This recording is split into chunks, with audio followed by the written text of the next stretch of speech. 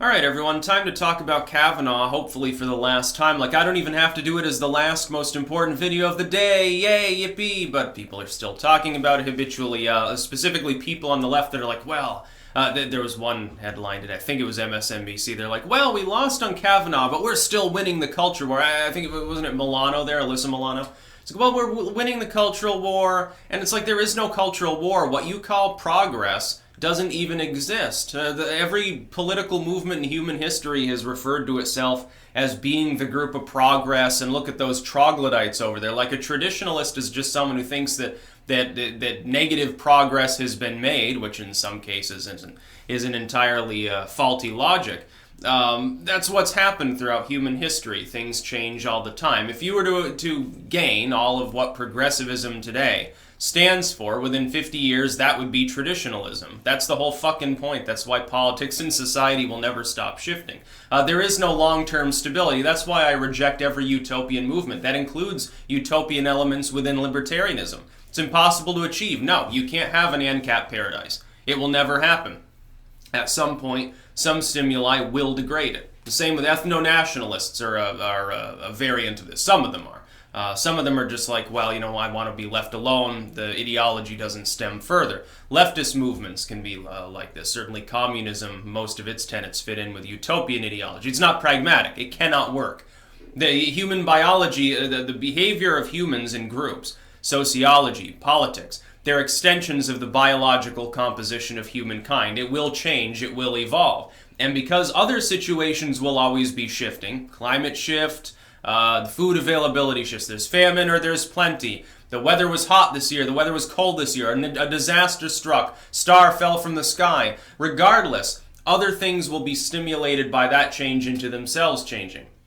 It's a giant chaotic soup of change, and any attempt to create some stable utopia will never work. Temporarily, possibly, but long term it won't. Let's say that you create a perfect paradise world of total harmony. At some point, something's going to rip it apart, and the problem is, after a period of stagnation, things get ripped apart even worse. That's why empires have a difficult time when they begin falling. They've achieved too much internal stability. They grow decadent. Then the outside impetus for change comes. They have to change drastically, and they're more averse to it, leading to internal chaos as opposed to what might have been focused externally before. The liberals right now, the left, the pan-leftist movement. Now, I'm not talking about the corporate neoliberals that pretend to give a shit about Brett Kavanaugh, because they really don't. They're just using the far left as pawns. But the some millions or tens of millions of further leftists in this country that do actually genuinely care, they're ripping themselves up right now over this Kavanaugh business. They seem to think that this was historic somehow, and unfortunately it becomes a self-fulfilling prophecy. The fact is that it's just a SCOTUS appointment. It's no different from Gorsuch, it's no different from Kagan, it's no different from any of them. It's just the replacement of someone who's leaving SCOTUS. They're like, hey, Kennedy's like, I'm too old for this shit, bye. And so Trump, as the president of the United States, gets to put somebody in there. It has no wider implications, really, since the person leaving was already on the center right to begin with. It doesn't really make the court any fundamentally more conservative when each person is a discrete vote, 9 people. That's all it is. You've got people right now. Think of it this way. There are people who are so paranoid, so fearful, from the far left, that they're suggesting, hey, once Trump's gone, let's increase radically the number of people on the Supreme Court. You see, there's no constitutional framework that forces it to be 9 people.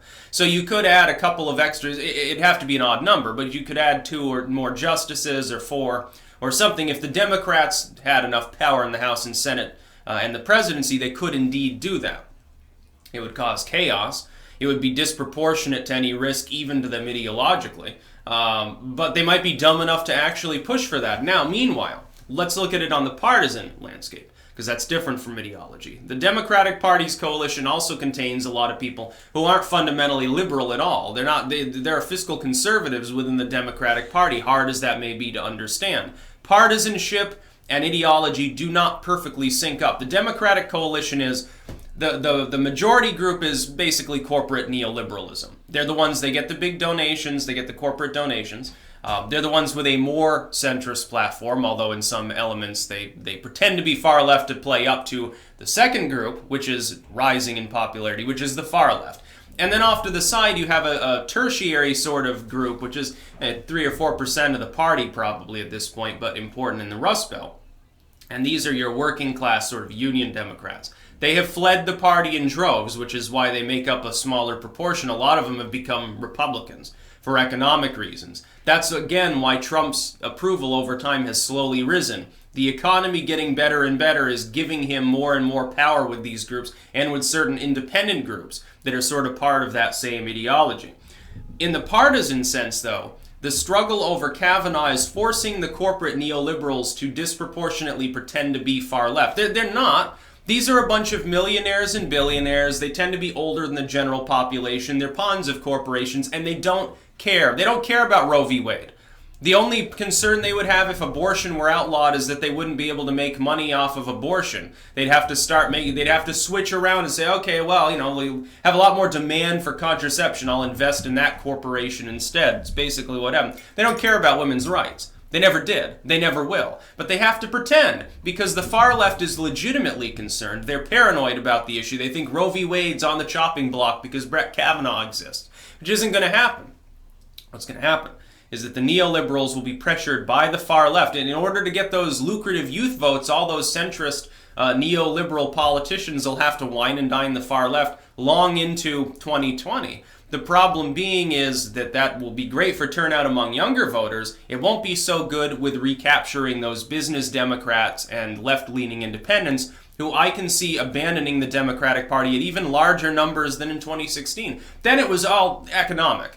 It was basically, hey, the Democrats don't care. They call us deplorable or whatever. They don't care about flyover states. They don't care about small-town America. They don't care about blighted areas. They pretend to care about the poor, but what about the working and middle class? What about those of us who aren't really poor? We don't get those welfare handouts. They have destroyed our economic situation and left us to rot. A lot of those people are Democrats, and now they're Republicans. They have to try to recapture some million voters or so, a million people. It's not that large compared to the voting population, yet it's a disproportionately important chunk of the electorate. Couple million people basically, in vulnerable swing state areas of the country, in those economic situations in the small towns and suburban sort of out regions of the metro areas of the world. They're not red, they're not blue, they leaned red in the last election. And that was on the economy alone. Trump has already won on economics. There would have to be a significant downturn before the 2020 election in order to fuck him up with that. That's why his popularity has slowly risen despite the fact that, according to the corporate media, he's an unrepentant bigot, he's literally a fascist, he's probably demented, has no idea what he's doing, and is a total utter failure. But yet his approval remains largely unchanged. In fact, has grown by about 5 points since election days, sort of a long-term stability then. He's gained on average about 5 points. He was down, his long-term stable popularity was around the upper 30s, low 40s. It's rising up towards 45. So he's not doing that badly, all things considered. Now imagine that the Democrats fall into social infighting and can't even use wedge issues anymore. What the fuck are they going to have in 2020? They need a solidifier. They need someone to unite the party. Trump already has done that with the Kavanaugh issue prior to the midterms, which could give the Republicans just enough of an advantage to keep the Senate and the House. At this point, though, the House is looking pretty shaky for them.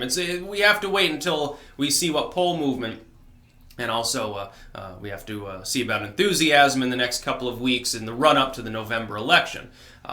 Right now, though, the Republicans certainly are slated to keep the Senate, since they're guarding. There's a 6-to-1 situation that the Democrats have to guard vulnerable seats. It's not looking good for them. If the Republicans maintain the Senate, then you have the possibility. Imagine this situation. After the midterms, Ginsburg dies or has to retire because of dementia or something, which is fairly likely. She's 84 years old. She's getting up towards 90 years old. Imagine that happens and the Republicans control the Senate by a couple of seats. That means that Trump gets to replace Ruth Bader Ginsburg. The figurehead of the modern judicial left is Ginsburg. That's why she's been in there so long, and despite the fact that she's obviously in fairly ill health and in deteriorating mental state, she's allowed to stay there. For anybody else, she would have been kicked out by the other justices by now. They don't fucking dare. She's probably going to die on the court. within the next couple of years. It is likely that that will happen. I think based on her apparent health. She's already had several heart attacks. She's beaten cancer, which is, it's like, great, you know, good going for you, but she's got like other problems too. Trump could end up replacing her. This is the far leftist on the court. That sets up an enormous pre-2020 situation where the Republicans will have to navigate a landmine. But if they successfully do so, it literally, they get to torpedo the Democrats out of existence by 2020 and drive their own turnout sky high while completely demoralizing the left, as well as possibly fracturing the Democratic Party. It might fracture as a result of Ginsburg kicking off if she does. Why? The far left will want Trump to be forced to replace her with another far leftist. He obviously isn't going to do that. The corporate neoliberals will be fine with a center-left individual. Drag it a little bit to the right, maybe someone who gives in to the right on guns, or some other wedge issue that's important to unite the GOP base more. Meanwhile, Trump and the Republicans have a similar problem. Trump's core fan base will want another Neil Gorsuch. The rest of the Republicans will be like, no, just go with some vague centrist. We're replacing Ginsburg. It's about as good as we can. We might get another, you know, if you get a second term, you might get another justice too. You might have fucking 4 justices total. It'll be the Trump court for the next couple decades. Just, you know, make do with some center left, maybe true. Someone like a Roberts maybe would be acceptable. But don't you dare stack it with anyone who's even a hint of religiosity, unless it's extreme left, like a totally liberal Catholic or something. The religious issue might play a role in it too. It's going to be extremely interesting. Literally, the SCOTUS thing has become more important within politics. At this point, I think a more important issue to some than the wall within the GOP of all things. But the Democrats are chasing their own tail right now because the far left and the corporate neoliberals, the neoliberals know they've lost. They're willing to cut their losses, drop the issue, and go back to hammering Trump as a bigot or something. The far left wants them to keep his feet to the fire. They're openly talking now about if we win the House and set enough, we'll impeach Kavanaugh. We'll start an investigation, a House investigation. It's like, if you don't drop the issue, this is going to bite you in the ass in 2020. The Schumers of the party know that, but the Ocasio-Cortezes of the party don't know that. It's becoming a big problem. By the way, Bernie Sanders will probably kick off soon too. He's almost 80. Jesus. That's about all. Peace out.